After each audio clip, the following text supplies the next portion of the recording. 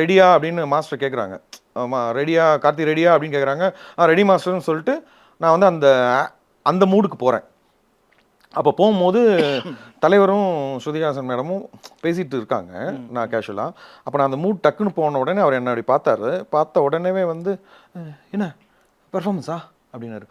ஐயோ அப்போ தான் எனக்கு ஐயோ ரீகலெக்ட் ஆகுது. என்னடா நம்ம பாட்டு கொஞ்சம் வேகமாக பண்ணிட்டோமா, என்னடா தப்பு பண்ணிட்டோமா, ஒரு மாதிரி நர்வஸ் ஆகும்ல நம்ம. நான் பெர்ஃபார்மன்ஸா அப்படின்னாரு. அண்ணா அப்படின்னேன்.